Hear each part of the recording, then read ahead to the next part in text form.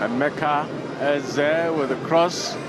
And Rangers, Chukwuike, just managing to get that one. And it's up. What a goal that was! What a half-minute that was! What an absolute scorcher that was!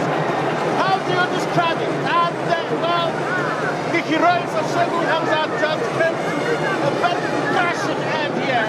What a goal it was from Rangers International. Sumptuous. Wonderful finish he did. You can see he simply sliced that one. Segun Hamza thought he got it covered. In the end, he hadn't. Wonderful, wonderful strike. With value to Rangers play here, Christian Obiozo.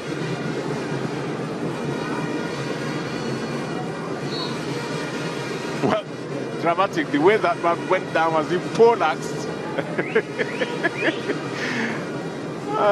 All to make sure he gets the free kick instead of the throw. Well, I think they just have one thing to do now. Any ball you get, pump it into that Rangers 18-yard box and hope for the best. And I think that's the way they are going to go. And Rangers getting their head to that ball. It is Ubiozo again. Is he going to control it properly that time? He decides to go solo. And he still has the opportunity, but not any longer. He still seems to have the opportunity a third time. He should be able to do something with that ball. It seems prophetic that he does something with it. And that goes it. It is a goal. It is goal number 2 for Rangers. And who is that man? It is Chukwuike Meshan. He really seals it for Rangers now. And graceful Segun Hamza, stout Segun Hamza. And Okemo, they are applauding his boys. It seems to have been all's well that ends well at the end of it. Well, finally, Christian Obiozo brought something to the table. He was wonderful there. That's what they call persistence. He simply refused to die. Well, 2 late goals for Rangers, helping them to a 2-0 win over Nembe City. It was an interesting game of football. But before we give you the usual, talk about our comprehensive review of what happened over the weekend at all the venues and all of that. Let's still talk about that game a little bit and highlight a few things that happened on the football pitch. Rangers lost a penalty in that game, Toby, and eventually still got 2 goals, 2 late goals. But that's not the high point. It's the chairman of Nembe City, former chairman of the Nigerian Premier League, who doesn't like his team being cheated at all. He literally walked onto the sidelines to protest the fact that the penalty was given against his team. Well, Nembe City is one of the private club in the league. Just 2, and you look back when you talk about the real club owners. I think Baribote will be one of them because this a man that funded this club from his own pocket, and he felt the decision of the referee to award that penalty to Rangers was not justified, and he invaded the pitch.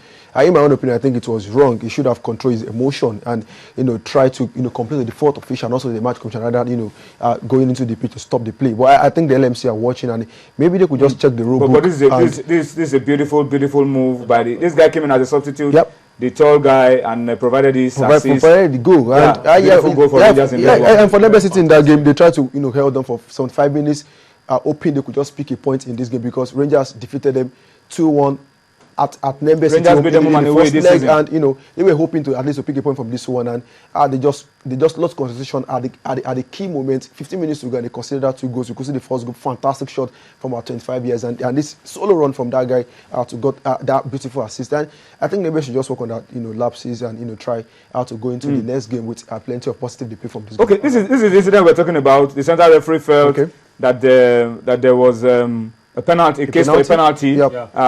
Even TV replays somehow showed that looked like the referee made a good call. I think a lot, some certain people really need to be talked to because when you look at the pedigree of a person of Victor, you can see the keeper of Nembe also complaining, Segun Hamzat. Yep. Complaining the players.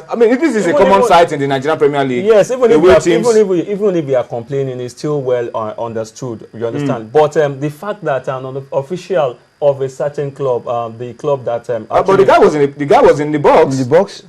Clearly, and it was There was an handball. There was handball. Yes, it was a very clear penalty. So I think there was really no need for the official that talking about Victor Ramsey Baribote of Nembe City to actually come in, encroach the pitch and actually cause some disturbance during the course of the game. I think the Nigerian Nigeria Professional Football League should really look at this, because this is one area that they've been found wanting, I tell you, because oftentimes we see encroachment, even on the part of most times from the officials, and at the end of the day we don't get to see punishment being meted out to those involved. So I think in the case of Victor Ramsey Baribote, even if he should know that it's the wrong move towards the wrong direction, he wasn't supposed to do that, I think he should be checked, even if not for not being checked. I think they should place a ban on him for doing what he did. A ban is too harsh. maybe just a warning, Toby. But yeah, I mean, maybe just a warning. I mean, you could see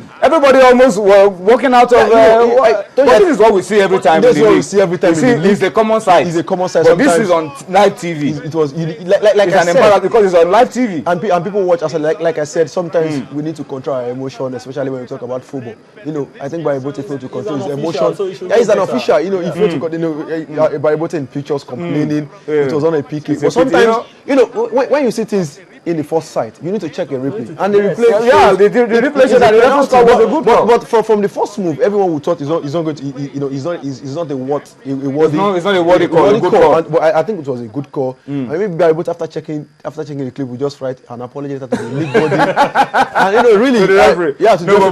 But then I mean, you can't fault his passion. But yeah, for the game. you can't fault his love for his club. For his club, and like I said, he's one of the real club owners. When you talk about people that he's spending his own money on the club, so he can be. Sometimes he might get carried away, but hopefully could just learn a little bit from this. A little bit from this. Okay, I think the lessons have been learned. At the end of the day, TV replay showed that the player was in the box, but I hope that we can control ourselves better, so that the sanctity of the game can be preserved. But let's quickly run through the other parts of our review for you. Let's start with the results of matches played over the weekend. We had week 22 games played across the length and the breadth of this country, and as we told you, a lot of interesting results. 9 teams playing at home won their game. 1 was abandoned. Interestingly, the only game abandoned, as you can see on your screen, was El Kanemi. Towards the end of the game, less than 10 minutes, they scored a goal, but the Wiki fans felt that this game will not end. We'll talk about that later. Rangers 2-0 over Nembe. You saw the pictures. Nasarawa and Enyimba settling for a draw, 1-1. Wiki losing at home before the game was abandoned. The game was abandoned, I think, about less than 10 minutes to the end. El Kanemi already scored, and the Wiki fans felt, no, this can't go on. 3SC and Dolphins. It ended goalless. Game was played behind closed door. Sharks needed a late goal as well to beat Kaduna United 2-1. It was a very tough game for Sharks of Port Harcourt in that one, but they were able to get all 3 points. Atland and Warri Wolves playing behind closed door, 1-0 for Atland. Bayelsa on Saturday beat league leaders Pillars 1-0. Sunshine, dramatic game in Akure. Kwara United claimed that they were harassed and beaten and all of that on Saturday, but the game still went on Sunday, and they lost on the pitch 3-1 to Sunshine, although Sunshine denied touching Kwara United. So these allegations will go on and on and on. Akwa United 2-1 over Lobi, and then ABS 1-0 over Gombe United. Top 4, Pillars still in control. Bayelsa knocking on the door. So what we had over the weekend was top of the table clash. Bayelsa and Pillars, and then Enyimba gradually coming back into the mix. And then Warri Wolves completing the top 4. Bottom 4, wow, this is where you don't like your team to stay, gentlemen. We have at the very bottom Sharks swimming in dangerous waters. We have Lobi. I don't understand how Lobi got here. And then we have Wiki. They lost at home. Let's see what the NFF O&D will do, the disciplinary committee will do, because when the game is abandoned, it should be 3 points, 3 goals. But let's wait and see what they will say about this one. And then Akwa United also mixing it up at the bottom of the log. This is what it looks like at the bottom of the Globe Premier League after 22 weeks of football have been played. Our team of the week, gentlemen, I mean, easily. do we need to argue about which team was the standout team? Although the game was abandoned, for El Kanemi Warriors of Maiduguri, they picked up all 3 points on the road in Bauchi. Bauchi is not an easy place. Yeah, Toby, it's not an easy place. It's not an easy place. And before this game, El Kanemi played 2 games. At home, they scored 5 goals, kept the goal clean, and we can never see their game. That's the problem. Yeah, we can never see their game. Yeah, maybe they got the security advantage. Yeah, because nobody is able to watch any game from Maiduguri. But sometimes